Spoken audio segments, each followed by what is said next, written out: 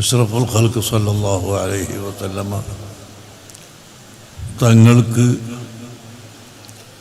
Ibrahim, Qasem, Abdulla എന്നീ 3 ആൺകുട്ടികളുണ്ടായിരുന്നു. ആ 3 ആൺകുട്ടികളും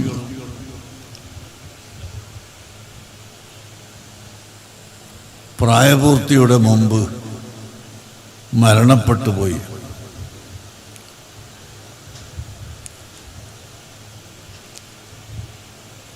മാക്കാന മുഹമ്മദുൻ അബാ അഹദിൻ മിൻ റിജാലിക്കും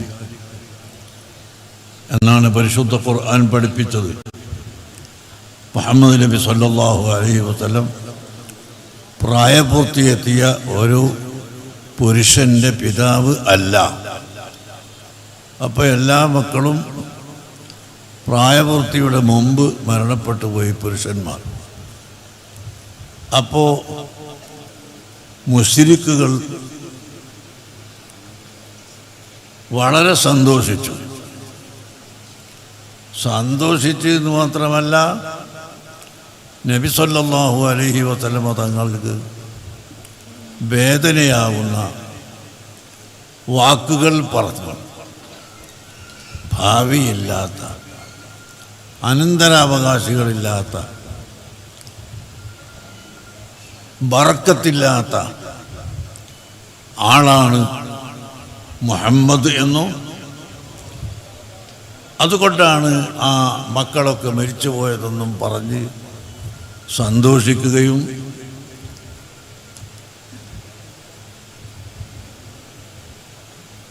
പ്രചരിപ്പിക്കുകയും ചെയ്തു.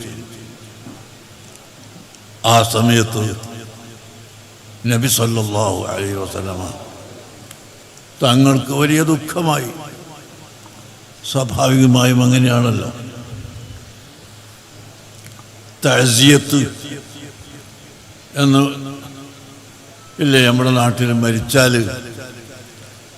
3 ദിവസത്തിൻ്റെ ഉള്ളിൽ വീട്ടുകാരെ സമാധാനിപ്പിക്കൽ, അന്ന് കഴിഞ്ഞിട്ടില്ലെങ്കിൽ ഇന്ന് കഴിയൽ. ബഹുമാനപ്പെട്ട സെയ്ദ് കുമ്പൂലാറ്റക്കോയ തങ്ങളുടെ ഉമ്മ വഫാത്തായ ദിവസം ഞാൻ ഇന്ത്യയിലില്ല.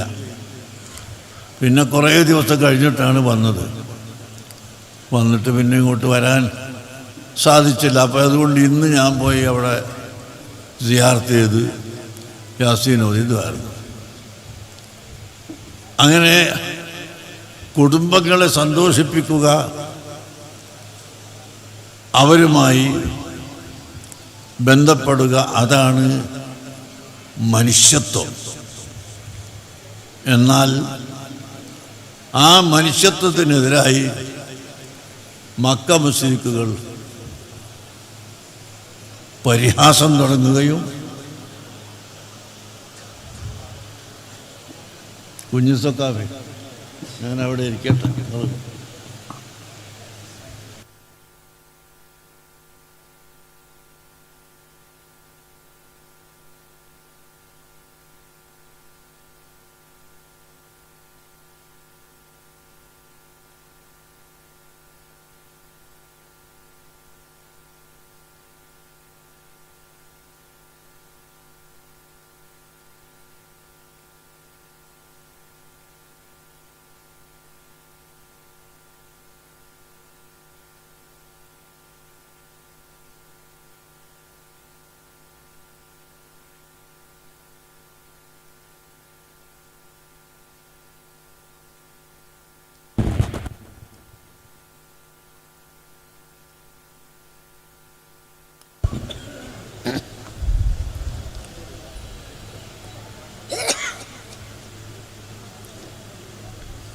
മുതുകിൽ വെക്കട്ടെ.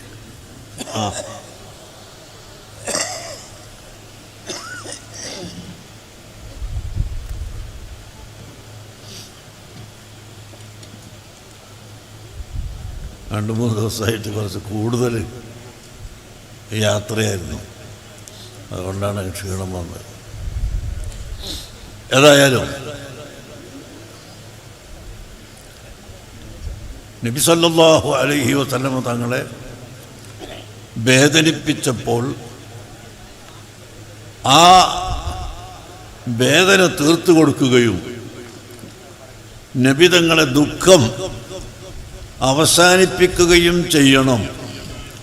അതാണ് അള്ളാഹുവിൻ്റെ ഇറാദത്ത്. അതുകൊണ്ട് പറഞ്ഞു, ഇന്നാ അഅ്തൈനാക്കൽ കൗസർ,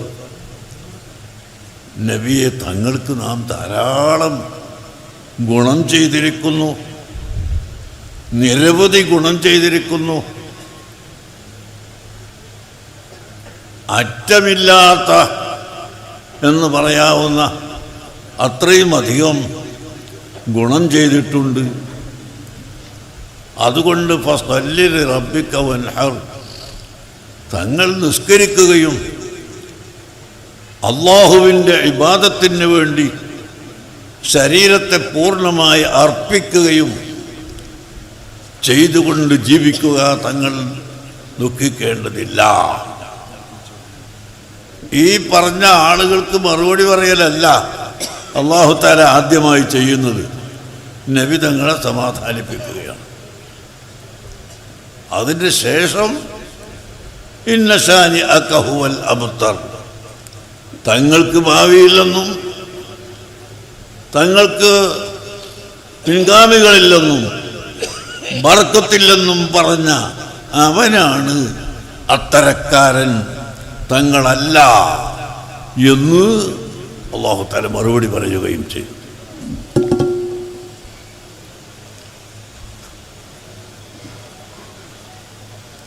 താജുൽ ഉലമയുടെ ഉറൂസുമായിട്ട് ഞാനീ പറയുന്ന ഇതിനെന്താ ബന്ധം എന്നിങ്ങനെ ആലോചിക്കുന്നുണ്ടാകും നിങ്ങൾ. ഉറൂസിൽ എല്ലാവരും പറഞ്ഞത് തന്നെ പറയുന്നതിനേക്കാൾ നല്ലത് പുതിയത് പറഞ്ഞ് കേൾക്കലാണല്ലോ. അപ്പോ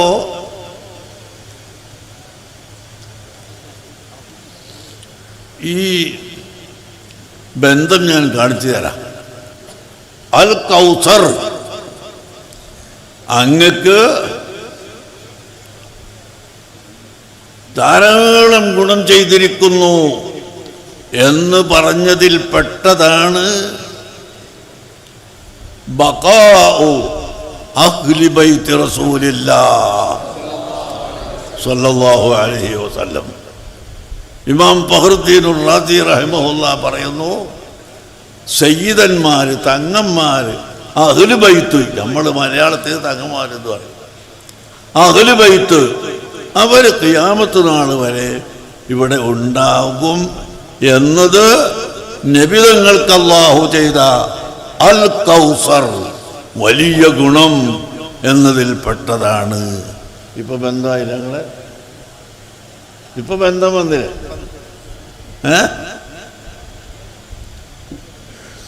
ബഹുമാനപ്പെട്ട താജുൽ ഉലമയെ സംബന്ധിച്ച് പറയുമ്പോൾ ഞാൻ ഈ സ്റ്റേജിൽ ഇങ്ങനെ നോക്കുകയാണ്. സുബ്ഹാനല്ലാഹ്, എത്ര സയ്യിദന്മാർ!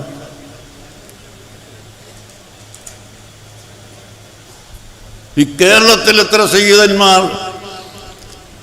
ബഹുമാനപ്പെട്ട തങ്ങളവരുടെ ശിഷ്യന്മാരും ശിഷ്യന്മാരായും കുടുംബ ബന്ധമുള്ളവരും എത്രയാണ് ഉള്ളത്.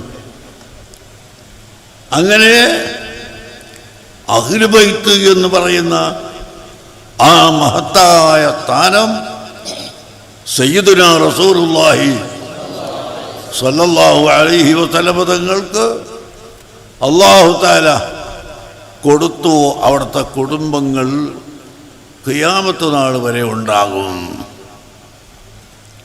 ആ കുടുംബത്തിൽപ്പെട്ട സയ്യിദന്മാർ വിവിധ കബീലകളായി ഇവിടെ വന്നിട്ടുണ്ട്. സയ്യിദ് അബ്ദുറഹ്മാൻ അൽ ബുഖാരി എന്ന് പറയുമ്പോൾ അവിടുത്തെ കുടുംബം ചെന്നു ചേരുന്നത് വളപട്ടണത്ത് അന്ത്യവിശ്രമം കൊള്ളുന്ന സയ്യിദ് ജലാലുദ്ദീൻ ബുഖാരി തങ്ങളിലേക്കാണ്. അവരിവിടെ വന്നിട്ട് കേരളത്തിൽ വന്നിട്ട് 800ഓളം വർഷമായി. 800 വർഷം, 700ൻ്റെയും 800ൻ്റെയും ഇടയിലുള്ള വർഷമാണ് ബഹുമാനപ്പെട്ട സയ്യിദ് ജലാലുദ്ദീൻ ബുഖാരി തങ്ങൾ വന്നിട്ടുള്ളത്. അതിനുശേഷം ആ കുടുംബത്തിൽ ധാരാളം സയ്യിദന്മാർ വന്നു. അതുപോലെ മമ്പുറത്തെ തങ്ങൾ സയ്യിദ് ബാലവി കബീലയിൽപ്പെട്ടവരാണ്, കുത്തുബുദ്ദമാൻ. അതുപോലെ യമനിലുള്ള സയ്യിദന്മാരിൽ ഒരു വലിയ കബീലയാണ് ബൽഫഖീഹ്. ബാഫഖീഹ് എന്ന് നമ്മൾ പറയും, അവർ ചിലപ്പോൾ ബൽഫഖീഹ് എന്ന് പറയും. ബാഫഖീഹ് എന്ന് പറഞ്ഞാലും ബൽഫഖീഹ് എന്ന് പറഞ്ഞാലും ബഹുമാനപ്പെട്ടവർ ആ കബീലയിൽപ്പെട്ട ആളുകൾ. എൻ്റെ വലഭാഗത്ത് ബഹുമാനപ്പെട്ട സയ്യിദ് അലി ബാഫഖി തങ്ങളിരിക്കുന്നു.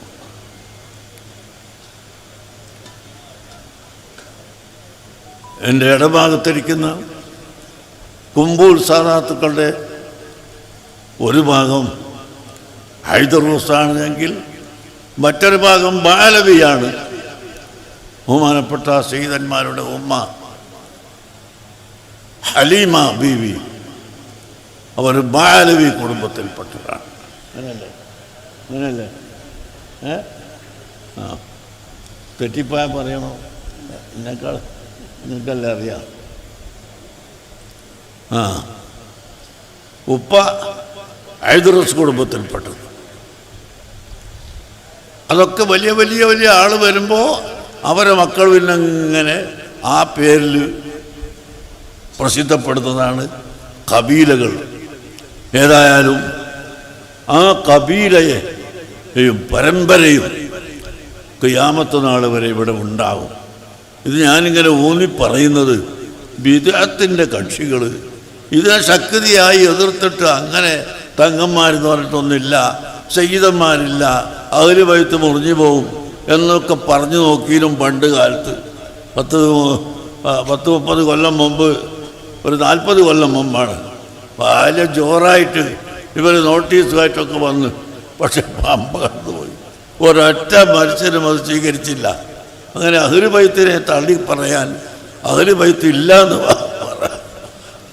പറയാൻ ഈ ബിദ്അത്തുകാർ ശ്രമിച്ചുകൊണ്ടിരിക്കുകയാണ്.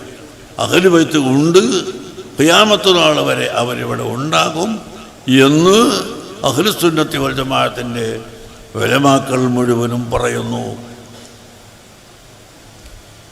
അവർ വഫാത്തായി കഴിഞ്ഞാൽ ഒരടയാളം ഉണ്ടാക്കുന്നത് സുന്നത്താണ്.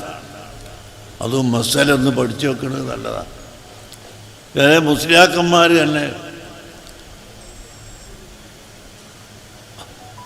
ഖബറിൻ്റെ മുകളിലുള്ള കുബ്ബ പൊളിച്ചു കളയണം എന്ന് പറയുന്നവരുണ്ട്.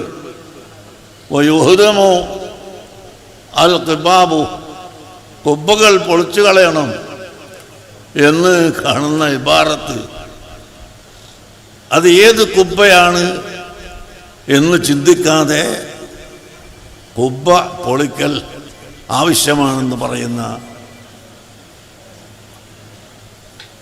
ആളുകളുണ്ട്. അതുകൊണ്ട് സദസ്സിലുള്ള ഉലമാക്കളോട് അവർക്ക് പ്രത്യേകം അറിയാൻ വേണ്ടി ഞാൻ പറയുന്നു, ബഹുമാനപ്പെട്ട ഇബ്നു ഹജറുൽ ഹൈതമി തങ്ങൾ എഴുതിയ ലോകപ്രസിദ്ധമായ ഗ്രന്ഥമാണ് തുഹ്ഫത്തുൽ മുഹ്താജ്, ശറഹുൽ മിൻഹാജ്. മിൻഹാജിൻ്റെ ശറഹായ തുഹ്ഫ അതെല്ലാ ആലിമീങ്ങൾക്കും അറിയാം. ഷാഫി മദ്ഹബിൻ്റെ വളരെ പ്രസിദ്ധമായ കിതാബാണ് ആ തുഹ്ഫത്തുൽ മുഹ്താജ്. അത് വഖഫിൻ്റെ ബാബിൽ എവിടെയോ മറിച്ച് നോക്കിയിട്ട് ഖബറിൻ്റെ മുകളിലെടുത്തത് പൊളിക്കണമെന്ന് കാണും. അതെവിടെയാ? അത് മറ്റാരുടെയും സമ്മതമില്ലാതെ വഖഫ് ഒരാൾക്ക് വേണ്ടി വഖഫ് ചെയ്തത്, അല്ലെ മുസ്ലിമീങ്ങൾക്ക് പൊതുവായിട്ട് വഖഫ് ചെയ്തത്, അവിടെ ഒരാൾ കൈവശപ്പെടുത്തി കയ്യേറ്റം നടത്തി സ്വന്തമായി പ്രവർത്തിക്കുകയാണെങ്കിൽ അത് പൊളിക്കണമെന്ന് ചില ഉലമാക്കൾ പറഞ്ഞിട്ടുണ്ട്. എല്ലാവരും അതും പറഞ്ഞിട്ടില്ല. എന്നാൽ വസിയ്യത്തിൻ്റെ ബാബ് തുഹ്ഫ എടുത്ത് നോക്കിയാൽ കാണാം, ഹറാമായ വിഷയത്തിലേക്ക് വസിയ്യത്ത് ചെയ്യാൻ പാടില്ല എന്ന് പറഞ്ഞിട്ട് പിന്നെ സുന്നത്തായ കാര്യങ്ങൾക്ക് വസിയ്യത്ത് ചെയ്യാം എന്ന് തുഹ്ഫയിൽ വളരെ വിശദമായി പറഞ്ഞിട്ട് ആ സുന്നത്തിന് ഉദാഹരണം പറയുന്നത് കബിനാഇ ഖുബ്ബത്തിൻ അലാ ഖബരി നഹ്വി ആലിമിൻ, ആലിമിൻ്റെയോ അല്ലെങ്കിൽ സയ്യിദന്മാരുടെയോ ആളുകളുടെ ഇടയിൽ അറിയപ്പെട്ട മഹാന്മാരുടെയോ ഖബറിൻ്റെ മുകളിൽ കുബ്ബ എടുക്കൽ സുന്നത്താകുന്നു. ഇത് തുഹ്ഫ മറിച്ച് നോക്കിയാൽ എല്ലാ മുതഅല്ലിമിനും കാണാം. മസ്ജിദൊന്ന് പഠിച്ചോട്ടെ. ഇനി ആരെങ്കിലും വന്നിട്ട് എന്തിനാ കുബ്ബ കെട്ടിയത് മറ്റേത് മറിച്ചത് ചോദിക്കുന്നതിനാ ഞാൻ പറയുന്നത്. കുബ്ബ കെട്ടൽ സുന്നത്താണ്. എവിടെ ലോകത്തുള്ള എവിടെയാ കുബ്ബ ഇല്ലാത്തത്? അക്ബറുൽ ഖുബാബി ഫിൽ ആലം ആയിരുന്നു ബഹുമാനപ്പെട്ട ഇമാം ഷാഫി റളിയല്ലാഹു അൻഹുവിൻ്റെ ഖുബ്ബ. മിസ്റിൽ പോയാൽ ഷാഫി ഇമാമിൻ്റെ ഖബറിൻ്റെ മുകളിൽ ഖുബ്ബയുണ്ട്. അത് കെട്ടിയ കാലത്ത് ആലം ലോകത്ത് ഒട്ടാകെ ഉള്ള ഏറ്റവും വലിയ ഖുബ്ബയായി. റസൂലുള്ളാഹി സ്വല്ലല്ലാഹു അലൈഹി വസല്ലമ തങ്ങളുടെ ഖബറു ശരീഫിൻ്റെ മുകളിലുള്ള ഖുബ്ബ കഴിച്ചിട്ട് അതിനേക്കാളൊക്കെ വലുതാണ്. അത് കഴിച്ചാൽ പിന്നെ ലോകത്ത് ഏറ്റവും വലിയ ഖുബ്ബയാണ് ഇമാം ഷാഫി റളിയല്ലാഹു അൻഹുവിൻ്റെ ഖുബ്ബ. ആ ഖുബ്ബയെ സംബന്ധിച്ച്, ആ ഖബറിനെ സംബന്ധിച്ച് ബഹുമാനപ്പെട്ട ഇമാം നവവി റഹ്മത്തുള്ളാഹി ശറഹുൽ മുഹദ്ദബിൻ്റെ 2ാമത്തെ പേജിൽ തന്നെ പറഞ്ഞിട്ടുണ്ട്. ഷാഫി ഇമാമിൻ്റെ ഖബറിൻ്റെ അടുക്കൽ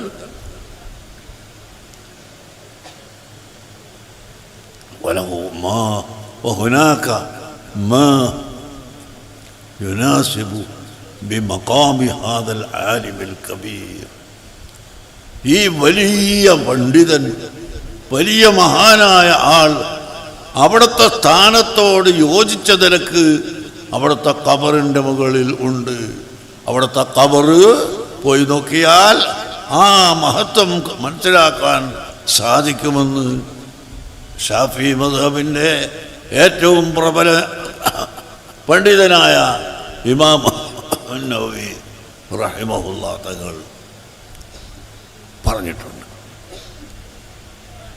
അങ്ങനെ ഇമാം നവവിയും ഇമാം റാഫിയും ഇമാം ഗസാലി ഇമാം ഇബ്നു ഹജർ ഹൈതമി തുടങ്ങി എല്ലാ പണ്ഡിതന്മാരും, ഷാഫി മദ്ഹബിൻ്റെ പണ്ഡിതന്മാർ, ഹനഫി മദ്ഹബിൻ്റെ മുഴുവൻ പണ്ഡിതന്മാരും, അതുപോലെ മാലിക്കി ഹംബലി മദ്ഹബിലുള്ള എല്ലാ പണ്ഡിതന്മാരും ഔലിയാക്കളുടെ ഖബറിൻ്റെ മുകളിൽ, അതുപോലെ സയ്യിദന്മാരുടെ ഖബറിൻ്റെ മുകളിൽ, ആലിമീങ്ങളുടെ ഖബറിൻ്റെ മുകളിൽ കെട്ടിയുണ്ടാക്കുന്നത്, കുബ്ബയെടുക്കുന്നത് അത് സുന്നത്താണ് എന്ന് പറഞ്ഞിട്ടുണ്ട്. അതുകൊണ്ട് ബഹുമാനപ്പെട്ട താജുൽ ഉലമയുടെ മക്കാമിൽ നമ്മൾ കുബ്ബുണ്ടാക്കി. പണി തീർന്നില്ലേ? പണി തീർന്നില്ലേ? പണി തീർന്നില്ലെന്ന്. അൽഹംദുലില്ലാഹ്.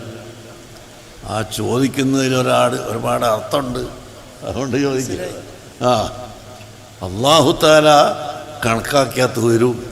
അതിന് പിന്നെ കുറേ എതിർപ്പുകളും കുറേ എന്തൊക്കെയോ ഉണ്ടാവും ലോകത്ത്.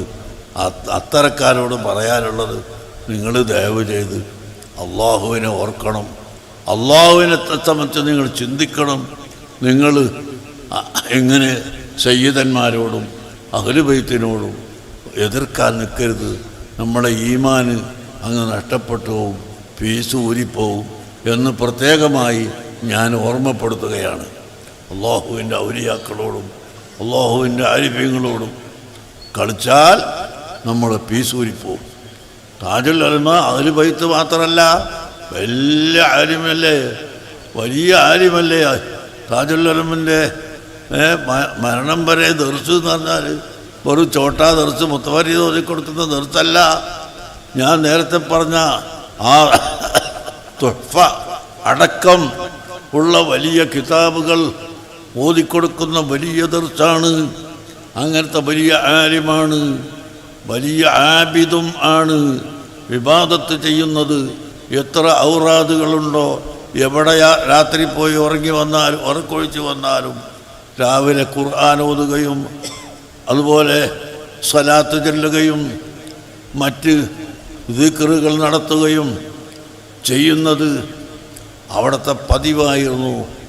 അവിടുന്ന് എന്നും ഒഴിക്കാതെ ചെല്ലുന്നതാണ്